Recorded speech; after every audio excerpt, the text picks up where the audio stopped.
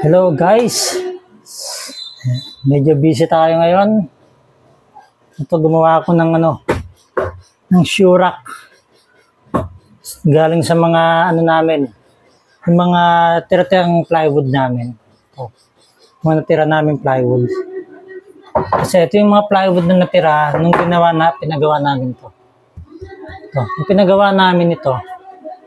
Siguro mga 4 na plywood to. Ganito. 4 o hindi ko matantsa kung ilang plywood to. Tapos ito yung mga natira. Buti kumasya pa kasi doon namin sana ilalagay doon. Doon namin ilalagay sa may loob. Yung mga sapatos namin para nakaayos kasi yung mga sapatos namin mga patong-patong lang. Ito na yung baba. Wala na, kinapos na ako ng plywood. Wala ng plywood eh. Wala na kasing plywood. Tapos, itong gilid, lang eh. Palutsi na lang na nabili lang namin ng Matagal na namin ito nabili, kaya lang ito medyo maluma na rin. Kaya, ito. Natapos ko na to. Nimpisahan ko to kaninang umaga pa. Pero natapos ko na siya.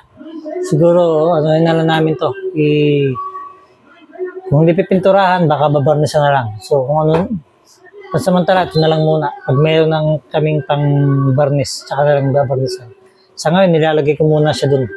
Para di masikip dito kasi may gagawin pa ako dito dito sa may sulok namin. Yung sulok ng namin bahay. Yung sulok na yan. Kasi yung kanto. Kanto yan. Kantong yan.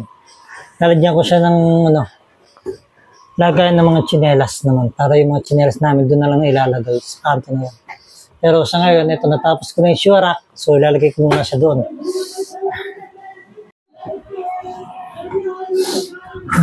Papasok ko na muna ito doon para maluwag ako. Kasi gagawin ko pa yung lagay ng mga tsinelas namin doon. Isa din, parang ganito lang din, rack. Pero mas manipis dito syempre. Kasi tsinelas lang naman. Tsaka may basketball kasi kaya medyo maingay. Ito, nga ganyan lang kanipis siguro yun. Ang tsinelas lang naman kasi. Tapos layer na lang siya. Ito kasi kahon naman yung nakakahon naman yung mga sapatos namin kaya okay lang na dito. Sama-sama na lang siya. Pasok ko na lang muna ito doon para makapagawa pa ako.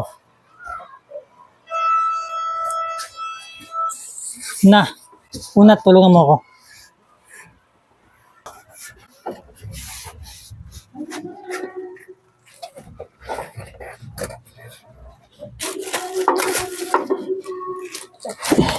Sakto. Parang sinukat.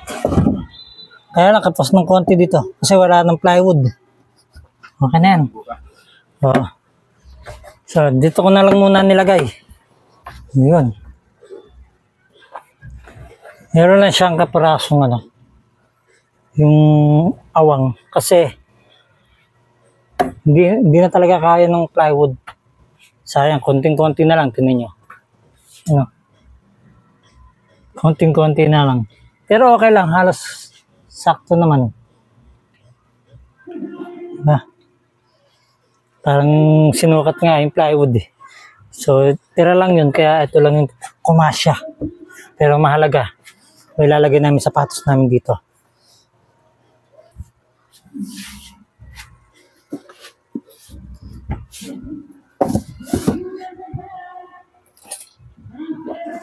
Kahon-kahon naman itong mga itong mga sapatos namin. Kaya okay na lang siya dito. Pwede naman siya pagpatungin ulit dito pag mas okay na yung ganito. Kasi yung mga sapatos na to, ito yung mga na pangsimba namin, panlakad.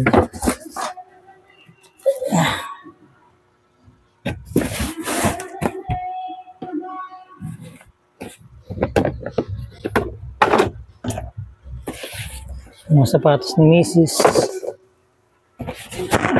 Sapatos ni Muna, laki.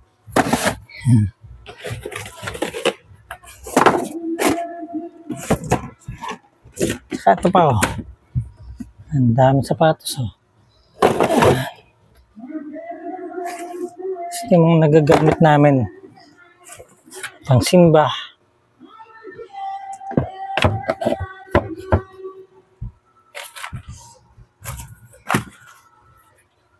Yan.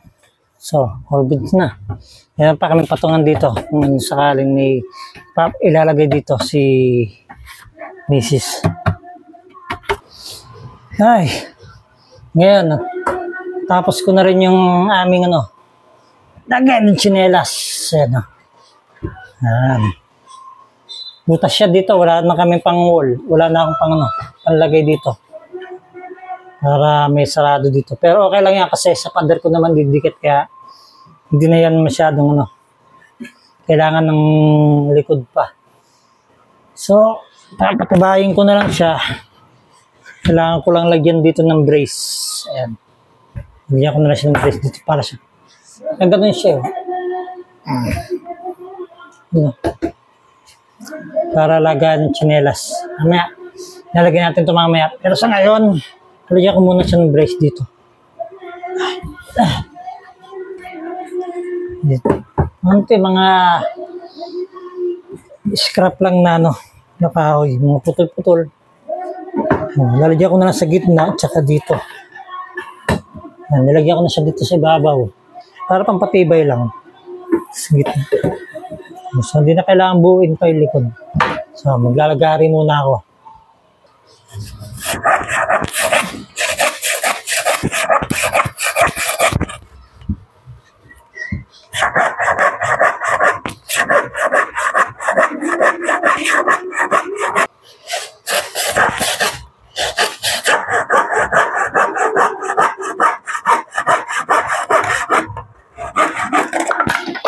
Tapos ang purol pa ng ko.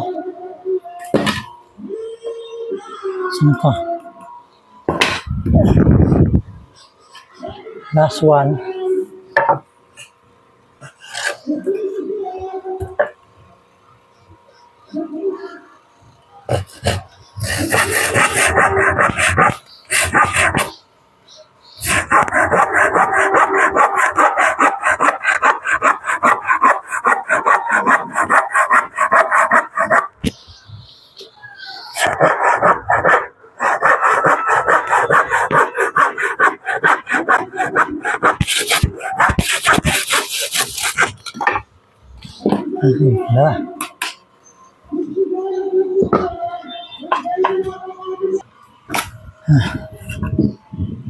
Pagkatapos nito, kung naipako ko na to, ilalagay ko na siya dun para magamit na siya.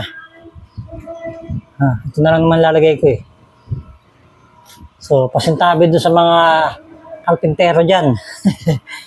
Hindi po kasi ako kalpintero. Hindi ako sanay sa mga ganito pero siyempre, kailangan natin pag-aralan yung mga ganito. Diba? Kahit na hindi ka marunong dyan, kailangan alamin mo yan. Kailangan kahit paano meron tayong nalalaman sa mga ganito para pag may magre-repair, kailangan reparin. Kahit paano may alam tayo. Ito mga martilyo ko, may mga toolbox ako dyan na naipon, kakabili ko. Kasi may din ako mabibili ng mga tools, kaya lang, hindi ko naman masyadong nagagamit.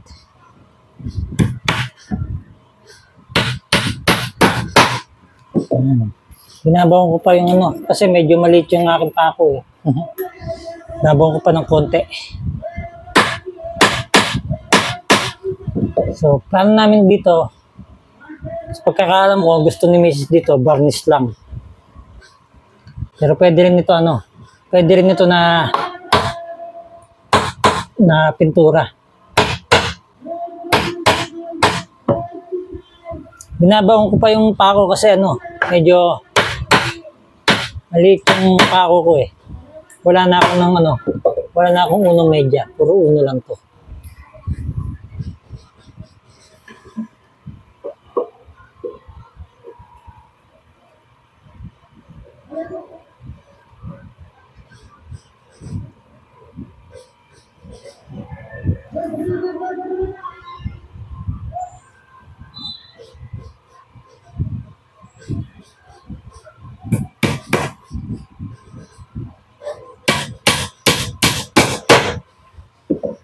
Para ano, kunwari itong karpintero.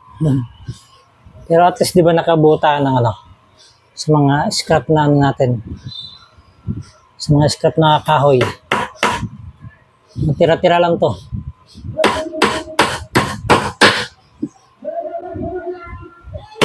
Tagal ko na itong gustong gawin, kaso talagang minsan busy lagi ako kaka-edit o edit ako ng edit ng video, gawa ng content. So hindi ko ito nakaharap. Usually mga ganito pinapagawa na lang namin, pero sa ngayon hindi na namin pinagawa. Ako na lang gumawa. So kung kaya naman natin gawin at may time na, ngayon lang ako nagka-time.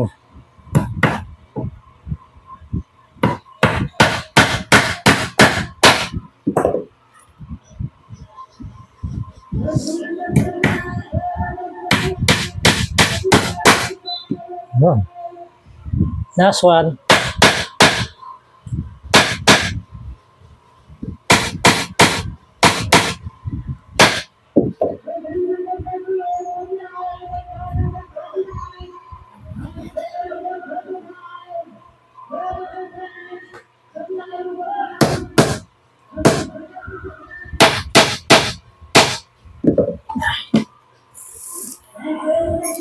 Humingi na pa ako.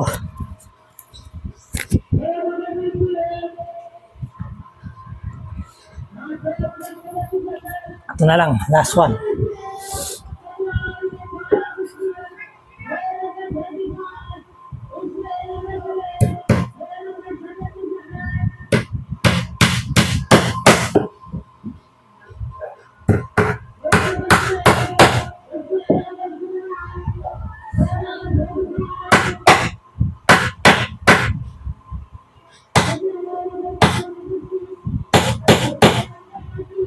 Yan.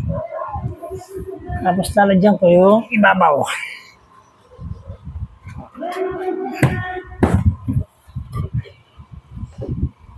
Para meron din dito.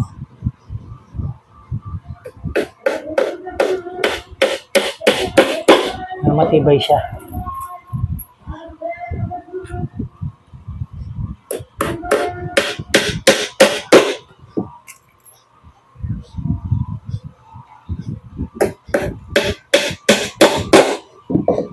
Yan. Parang totoong kalpintero ah. Aray ko.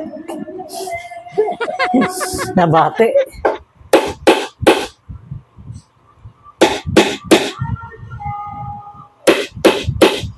Yan na. Okay na siya. So lalagyan natin dito. Tara. Lalagay na natin to.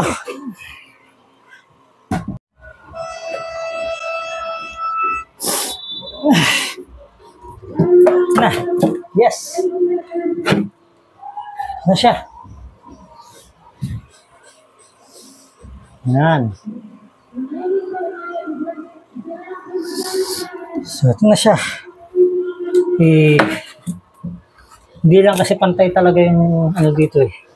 Yung semento. Hindi pantay yung pader.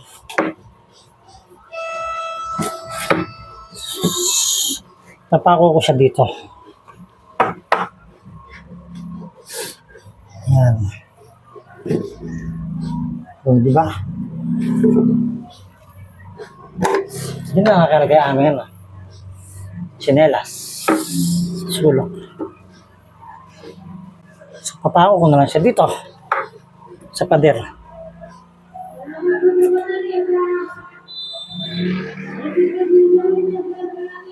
So ngayon, ito muna. Kasi pipinturahan pa yan. So ayan, tapos na. Yan siya.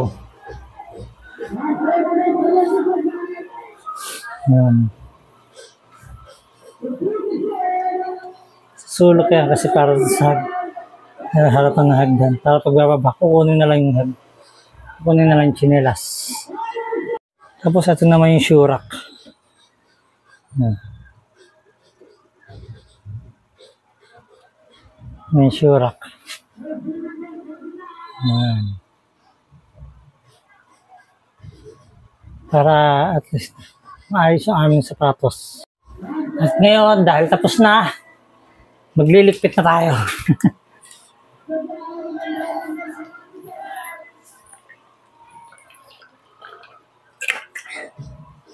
Tapos na tayo ngayong araw na to. So mag-repeat muna ako. Bababa ko na muna itong mga natirang kahoy. May mga natirang pa akong kahoy. Oh.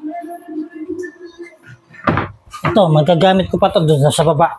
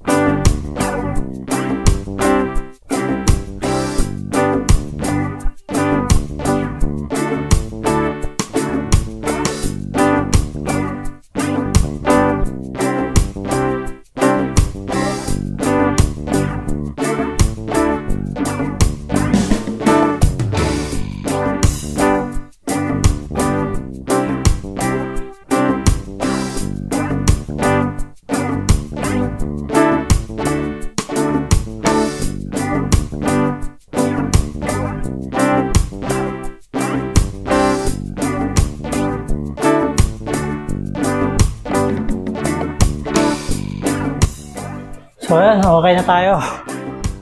All goods na. Medyo pagod lang yung talaga ng gusto ngayon. Dahil maghapon akong gumawa. Pero at least, marami akong nagawa ngayong araw na to. At yun lang, buti nakatapos ako medyo maaga-aga pa. Kaya makapagpahinga pa ako para kaligo mamaya. Pahinga lang ako ng konti. At sayang, hindi ko na i-video yung paggawa ko, pero mahalaga, tapos ko yung shoe rack at saka yung sleeper rack. Sleeper rack ba yun? Yung lagay ng mga tsinelas. So bababa ko na lang yung mga kahoy na yun para maging malinis na, maayos na ulit dito. So yun lang po, maraming pong salamat at sana sa mga susunod na vlog ko ay patuloy niyong subscribe ng aking channel, Nad Cruz. Maraming salamat sa inyo. Bye-bye!